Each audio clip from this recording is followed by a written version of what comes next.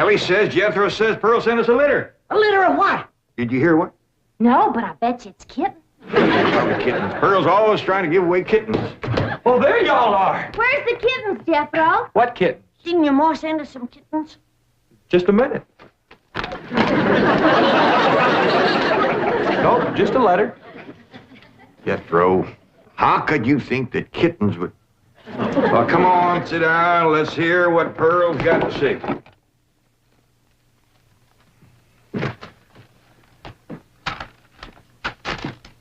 Dear son and kinfolk, I take pen in hand to say we are all fine back here.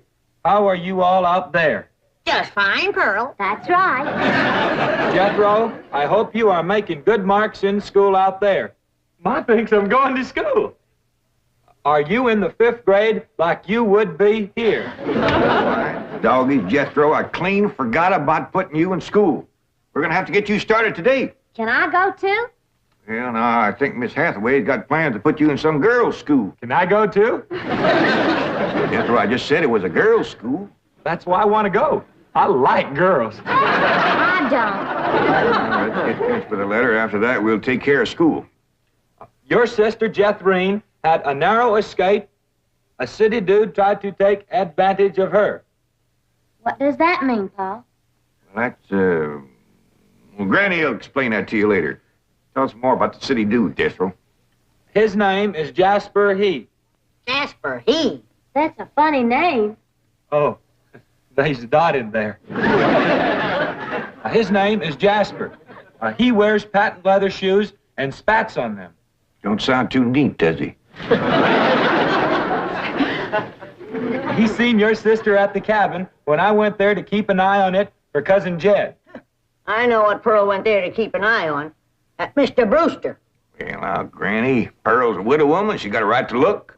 I ain't knocking it. I got my eyes open myself. At first, I thought the city dude worked for Mr. Brewster, so I drove back out to the cabin to give him a piece of my mind. I could put a bug in that Mr. Brewster's ear.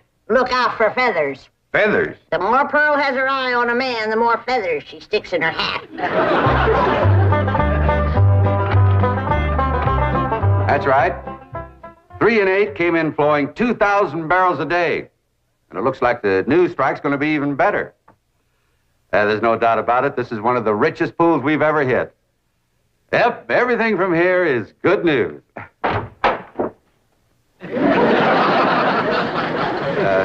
Well, not everything. I'll call you back. Mrs. Bodine, this is a pleasant surprise. Well, thank you. Although you might not think it's so pleasant when you hear what I have to say. Oh? One of them oil fellas working for you has made advances to my daughter. Made advances? Well, what would you call being picked up and carried off by brute force? Well, I'd call that making advances. What's his name? Jasper Depew. Jasper Depew. I ain't seen him myself, but from what Jethro tells me, he's a pretty slick article. Oh. Oh, Mr. Brewster, you don't know how hard it is for 2 girls living alone like Jethrine and me. You see, my son Jethro's in California with Cousin Jed, leaving us no man to protect us. I'm a widow woman, you know. But I guess wherever you have 2 unattached girls living alone, there's bound to be trouble. Especially when the girls are the kind that men call lookers. Did you say his name is Depew? Jasper Depew. Calls himself Jazzbo. Oh, Jethrine says he's a flashy dresser and a fancy talker and drives a sporty car. Regular big city dude. I guess Jethrine's kind of like me when it comes to tall, handsome city fellas. I'm just putty in their hands. Nope, no one by that name working for OK Oil. You mind if I look? Oh, well, no, go right ahead. I'm bound and determined to find the rascal that trifled with the affections of my sweet, innocent, helpless baby girl. Ma! Jethrine, I thought I told you to stay in the buggy. I seen Jasper Depew coming. Here? Yes'm. Oh, well, thank goodness we got Mr. Brewster to protect us. Oh, there he is. Mr. Brewster throwed his arms around me and helped me in his strong embrace. What's an embrace, Paul? Well, that's when folks kind of twine their arms around one another. You mean like wrestling? It's sort of like wrestling, except they ain't mad. It's like wrestling for fun. I reckon you could say that. Go on, Jethro. Then we heard a knock on the door, and we knowed it was Jasper He. Better look for that dot again. Oh, yeah. We knowed it was Jasper. He was there to get Jethro. Her beauty had set his heart to burning with flamin' desire. What's flaming desire, Paul? Well, Granny will explain that to you later. Well, I'll try. But you're sure counting a heap on my memory.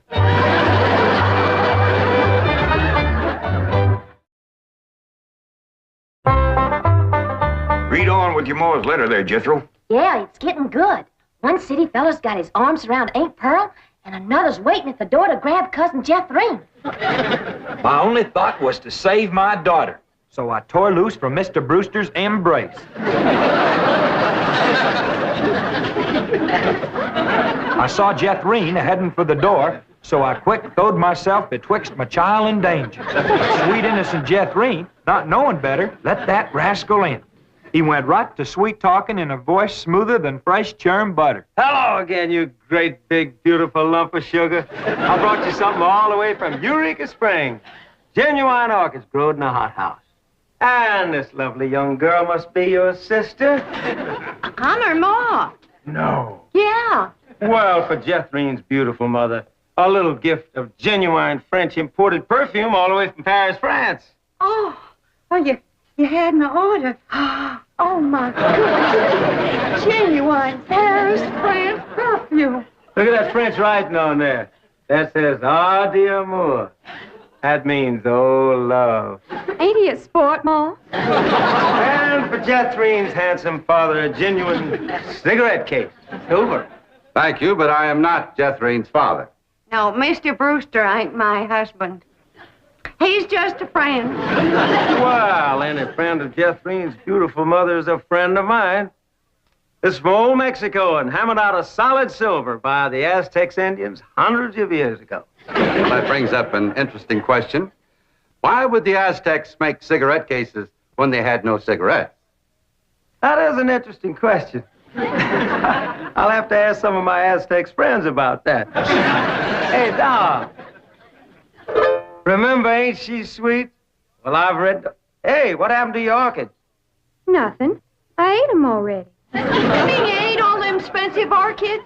Mo, you should have spoke for one. They wasn't very filling. Ain't she sweet? From her head down to her feet. And that's a long way, but I ask you very confidentially, ain't that baby sweet? Ain't she large? But she gives me such a charge. I ask you very confidentially, ain't that baby large? She stretches out in all directions. I'm here to shout, Lordy, that's perfection. Are you with me? Ain't she keen? Well, that's the most I've ever seen. And I'm here to tell you I'm her ding-dong daddy, and she's my queen. And she is king size, my Jethro. Her lots of mama, my Jethro. She carries me away. Put him down. So your sister Jethro has got herself a steady fella now. He says he is going to ask for her hand someday. I hope he will take the rest of her, too. Ha ha. Give my love to all and be a good boy. I am going out now to mail this letter and get some more feathers for my hat. As ever, your loving mother. Gee, sure nice to hear from Ma. Nice letter, nice hearing. Jethro, you and me's got to go right out and find a school and get you to going. Granny, you pack up a nice lunch for Jethro to tote along. How about a big mess of poke greens and chitlins with some pone and a big pot of sorghum to dip it in? Fine. Oh, Granny, it don't have to be that fancy. Some of the other boys here in Beverly Hills might not have it so good. They'd go to complaining to their folks. Let them complain. It ain't gonna hurt none to raise their standard a little. I'll get the truck, Uncle Jed. Paul, please let me go with Jethro. I can help him fight if the big kids in the 5th grade goes to picking on him. I know for sure that Miss Hathaway has got other plans for your schooling. But with Jethro gone, I won't have nobody to play with. Oh, yes, you will. I just remembered something. Mr. Drysdale's stepson is coming home for Thanksgiving. And he's going to be living right next door. And you can play with him. Mr. Drysdale gave me some pictures of him. Here's the pictures of Sonny. That's what they call him, Sonny. He's been going through a lot of schools, and you ought to know some real good games to play. Ain't he something? Yeah, but what? Well, he's a boy. Sure? Ellie, just because he's wearing... Well, there's Jethro. Now, you keep thinking about how much fun you're going to be having with him right next door. You know, he does kind of favor that movie actor, Rudolph Valentino. Here's Jethro's lunch. I didn't have time to fix much, but it'll hold him till he gets home from school. I got a little surprise in there. I've been saving it for a special day, and I reckon this is it. What is it, Granny? Deviled hawk eggs. Doggies. Makes me wish I was going to school.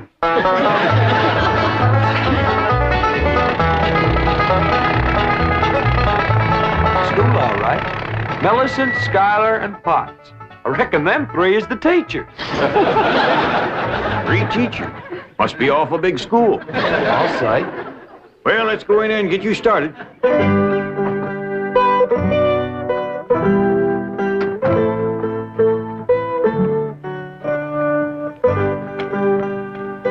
you are.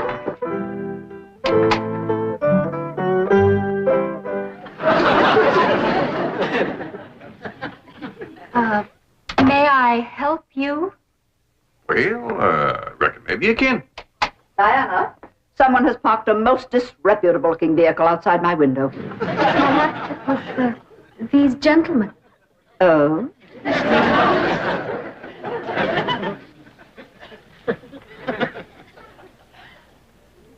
Yes? What is it you wish? Well, I'd like to get my nephew started into school. Here? Yeah, here's all right if you got room for a desk and his lunch basket. My dear man, this is a most exclusive private school. The tuition is quite expensive. Well beyond your means, I'm sure. Does that mean it costs a lot of money? That is precisely what it means. Well, I can pay you if it ain't over 25 million. 25 million? Yes, ma'am, that's all I got. Dollars? Yes, ma'am. In cash. Yes, ma'am. This is obviously a practical joke perpetrated by one of my envious competitors. What is your name?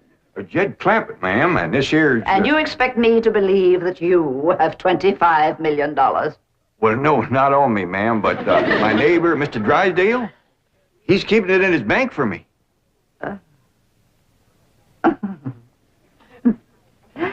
Get me Melbourne Drysdale at the Commerce Bank. You see, it just so happens that Mr. Drysdale holds the mortgage on this school, so we are very well acquainted. Hello? I'd like to speak to you. Now, if you wish to admit that this is a hoax and be on your way, we will forget the entire incident. Otherwise, you may be liable to some sort of action for invasion of private property and impersonating a millionaire. Mr. Drysdale is coming on the line now. Thank you. This is your last chance, Mr. Clampett. My next call will be to the police. Very well. Mr. Drysdale, Millicent Schuyler Potts here. Come in, come in, come in, come in. Thank you, ma'am. Diana, tea for these gentlemen. Croppett? Oh, no, ma'am, Clampett. Tea, Diana. Use the Spode tea set. Well, sit down, sit down, sit down, sit down. Just the 2 of us. Ellie Mae and Granny didn't come. Well, do make yourselves comfortable. Mr. Drysdale's exact words to me were, Oh, never mind his exact words. Apparently he values your friendship greatly, and Mr. Drysdale is a very important mortgage. Ma'am. Now then, shall we talk about your youngster who's entering our 5th grade? What is his name? Jethro Bodine. Bodine? Jethro. No, ma'am. Jethro Bodine. We always put the last name first. Now, male, of course. Yes, ma'am. Just got a letter this morning. Date of birth? December the 4th. Year? No, ma'am. Back home. We only been here a few weeks. Perhaps you should answer the questions for our vital statistics. Now, we need to know the complete birth date, which in turn gives us the exact age. Now, we have December 4th, and judging from the fact that your nephew is entering the 5th grade, I would surmise that the year is 51 or 52. Am I correct? Oh, Jethro ain't near that old. And in the 5th grade? Why, that's wonderful. Well, perhaps we have a budding genius on our hands. Archie! I'll pour. Oh, Diana, I'd like you to bring me one of our boys' uniforms to show these gentlemen. A 5th grade size. No, on second thought, you'd better make it 3rd grade. He's younger than average. Mrs. Parker. We require that all of our students wear identical uniforms. It makes for less friction that way. Otherwise, the boys of millionaires are apt to be taunted by the really rich. I bet you Jethro will look right good in a uniform. He can't wait to be a soldier. Oh, yes, many a young lad is like that. However, our uniforms do not reflect any militaristic design. No, rather, we strive for something gay, attractive, and smart. Oh, there you are. Charming, isn't it? Now, you take this home and have Jethro wear it when he comes to school in the morning.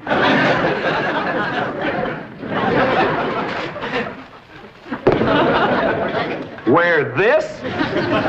Afraid Granny will have to make considerable changes in this before it'll fit Jethro. So tiny? Yes, ma'am. And in the 5th grade? The boy must be a genius. Well, you may be very sure that we will bring him out. Where is this? He'll bust out. Now then, how do you gentlemen like your tea? We don't know, ma'am. We ain't tasted it yet. Oh, you are the fun-loving one, aren't you? Yes, ma'am.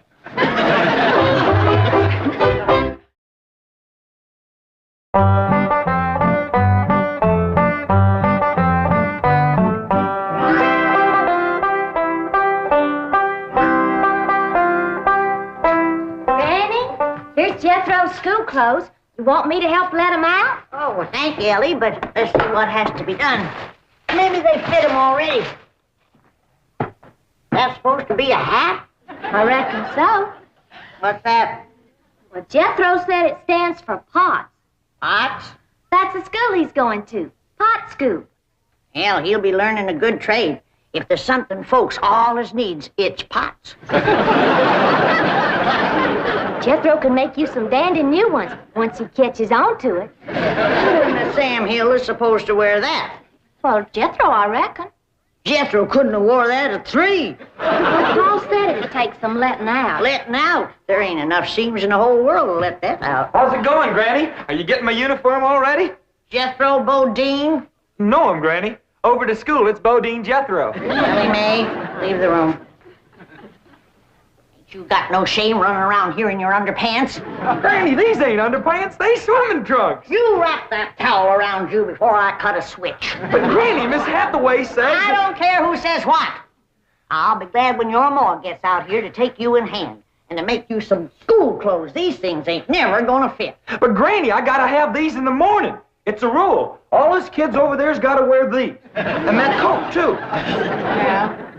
I sure wish your ma was here with her sewing machine. Girls a whiz at making clothes. Now that you're gonna be keeping company with Jazzbo Depew, you're gonna need some nice clothes. I like the little feller, Ma. I'm glad, Jeffrey. But you gotta stop picking him up all the time. He ain't heavy. That ain't the point. It don't look fitting for a girl to run around carrying a fella. All right. I won't pick him up anymore till we get married. Why would you pick him up then? To carry him over the threshold. You ain't supposed to carry him. He's supposed to carry... No, that's ridiculous. I declare, I don't know how I'm going to keep you in clothes the way you're shooting up. I start a new outfit, and by the time I get it stitched together, you've outgrown it. My new shoes is already too tight for my feet. Oh, them feet. If they get any bigger, you're going to have to go outside to turn around. My feet ain't as big as Jethro's. Well, of course not. He's a boy. Just think, your brother Jethro's going to school in Beverly Hills, California. Yeah. I'm homesick for to see him, Ma. Me too, Jethro. I'll bet your rich Uncle Jed has Jethro duded up like one of them actors in movie pictures.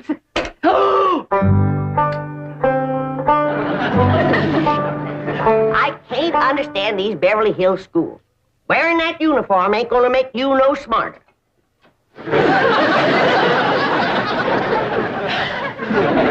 Miss Potts said I had to wear it this morning. She's the boss teacher.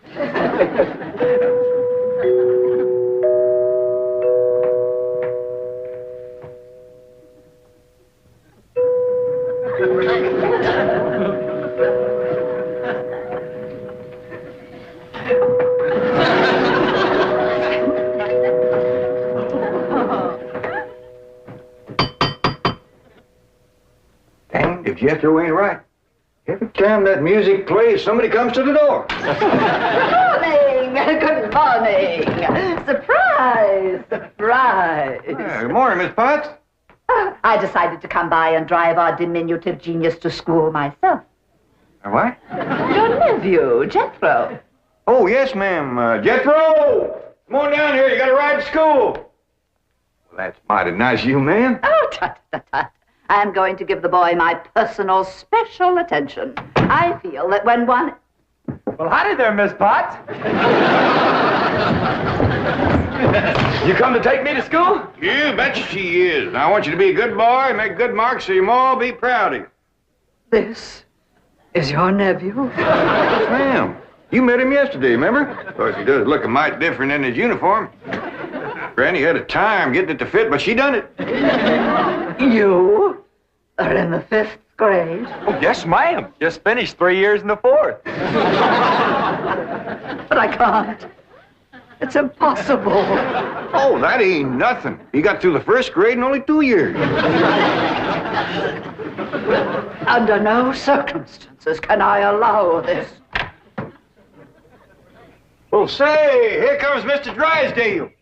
I reckon he's coming to see Jethro off to school. Come along, Jethro. But take off. This is the way we go to school. This is the way we go to school. Here's Jethro's lunch. Oh, Jethro, you forgot your lunch. Now, Jethro, you share your grits and fat back with Miss Potts today.